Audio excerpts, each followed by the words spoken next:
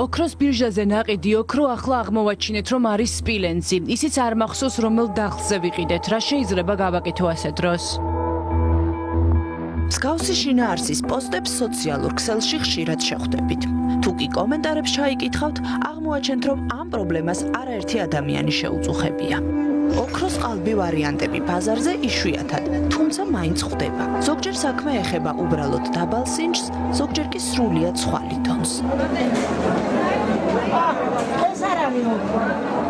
იმის გასარკვევად თუ როგორ არჩევენ მოქალაქეები ძვირფას ლითონს სხვა იაფი ლითონისგან, ოქროს ბირჟას მივაკითხეთ.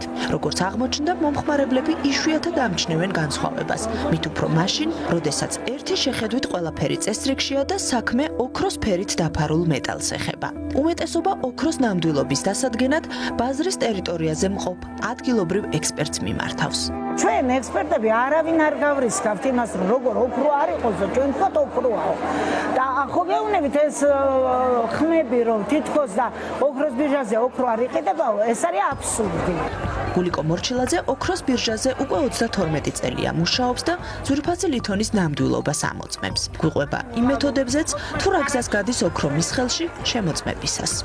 ნახულობ პირველ რიგში, რომელი სინჯი არტყია, ეს არის ევროპა. 14 კარატია არტყია, ანუ ნიშნავს 14 კარატი 585 ჩვენებურად. შემდეგ უსმევ ქვაზე, სნარს ვადებ. ღია ფერში უნდა დატოვოს. თუ გაშავდა ნიშნავს ან დაბალია, ან საერთოდ ოქრო არ არის. როგორც წესი მოქალაქეებმა არ იციან რა უნდა მოიმოქმედონ მაშინ, როდესაც ნივთი ოქრო საერთოდ არ არის. ან და როდესაც იმაზე უფრო დაბალი სინჯის აღმოჩნდება, ვიდრე შეძენისას ეგონათ. ცოტამ თუ იცის, რომ ასეთ დროს არსებობს სამართლებრივი ბერკეტი, რისის საშუალებითაც შესაძლებელია მომხმარებლის დარღვეული უფლების აღდგენა.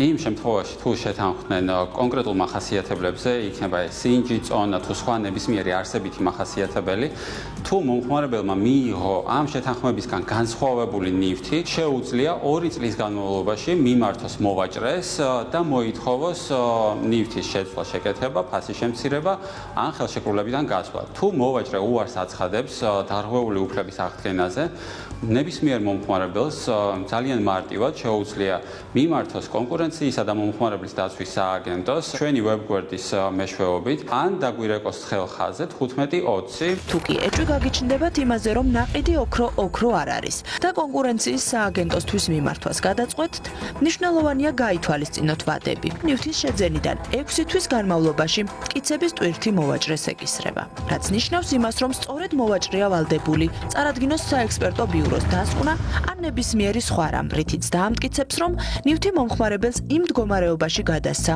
რა მდგომარეობაზეც ყიდვისას შეთანხმდნენ.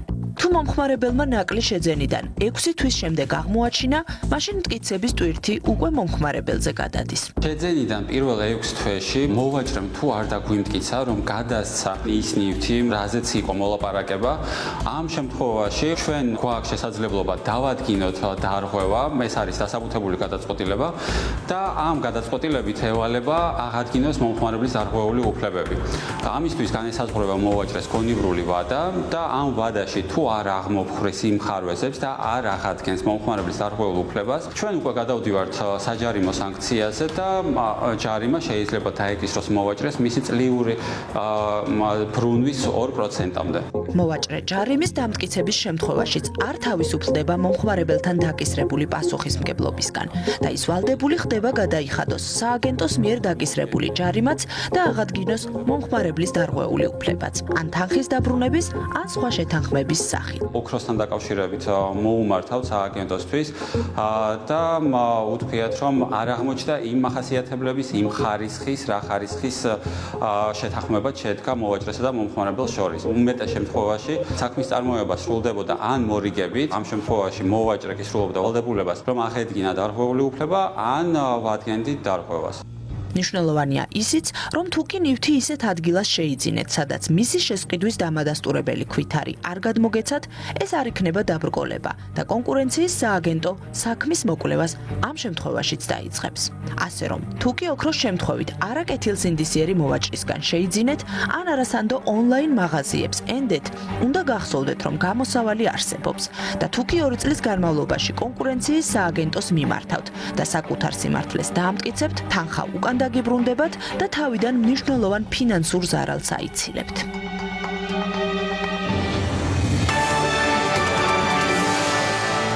ძალიან საინტერესო რჩევები მივიღეთ და რა თქმა უნდა ეს რჩევები უნდა გავითვალისწინოთ.